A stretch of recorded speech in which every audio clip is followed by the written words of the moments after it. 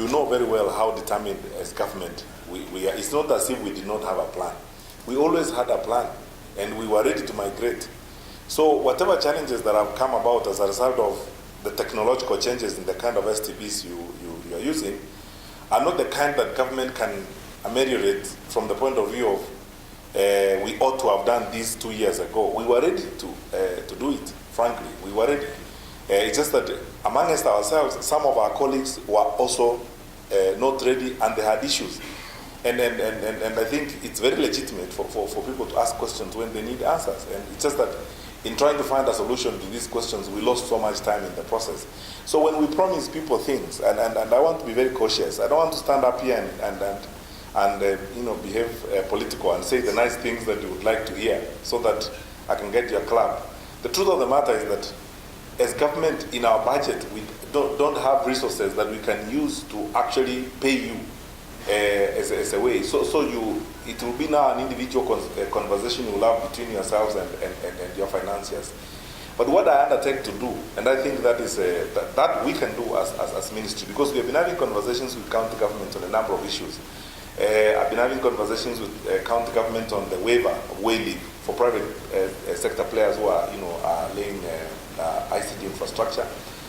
I can include in that conversation the item of assisting to waive fees for you when you are actually distributing STBs. I know time is a factor, but I undertake that our ministry is going to do that, and I will take it up immediately with the governors through the Council of Governors and see if that can help. And since even if they actually were able to probably allow you a moratorium of about a year or so, or 6 months during this first wave, first phase of migration in the next 3 months between now and March, it will be also helpful to their citizens, because migration is not just about your STBs, it's also about the citizens of their counties being able to watch digital TV, as it were. So I'll take it up immediately with the Council of Governors and request them, because this is not one of those things where I can happily say I direct. They're not the kind of people you can direct. So I'm going to use our good officers as national government to have a conversation with them to see whether it can go. On the question of public trust, actually the public in Kenya on the issue of digital migration needs to understand that the government has been on the same side as the public. So I don't understand why they cannot trust us, because we have been on the same side. And the government and the public are partners, because we have been saying we need to migrate.